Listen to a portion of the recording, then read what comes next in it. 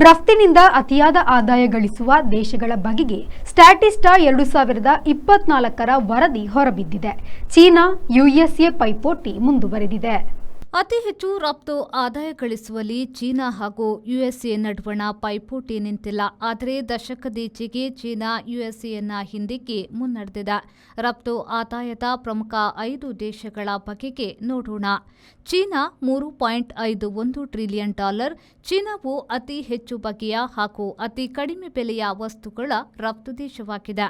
ಅತಿ ಹೆಚ್ಚು ಹಣ್ಣು ತರಕಾರಿಗಳನ್ನು ರಫ್ತು ಮಾಡುವ ದೇಶವೂ ಆಗಿದೆ. ಯುಎಸ್ಎ $3.5 ಟ್ರಿಲಿಯನ್, ವಿಮಾನ, ಯಂತ್ರ ಇತ್ಯಾದಿ ರಫ್ತು ಮಾಡುತ್ತದೆ. ಜರ್ಮನಿ $2.10 ಟ್ರಿಲಿಯನ್, ಆಟೋಮೊಬೈಲ್ ಯಂತ್ರಗಳು ಇತ್ಯಾದಿ ಹೊರ ದೇಶಗಳಿಗೆ ಹೋಗುತ್ತವೆ. ಟ್ರಿಲಿಯನ್ ರಫ್ತು ಆದಾಯದ ದೇಶಗಳು ಇವು 3 ಮಾತ್ರ. ನೆದರ್ಲ್ಯಾಂಡ್ಸ್ $949 ಬಿಲಿಯನ್, ಆಹಾರ, ಯಂತ್ರ, ರಾಸಾಯನಿಕ ಇತ್ಯಾದಿ ಕಳುಹಿಸುತ್ತದೆ.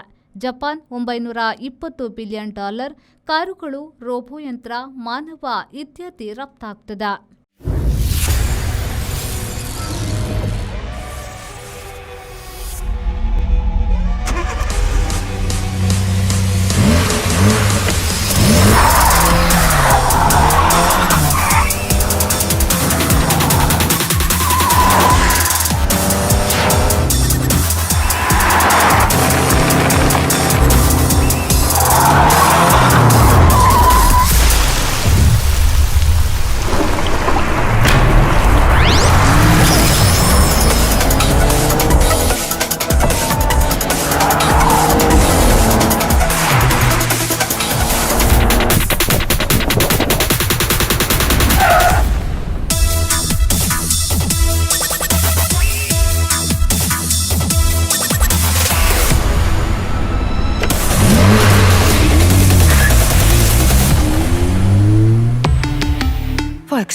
Volkswagen Mangalore, Airport Road, Yeyadi, Mangalore. Volkswagen.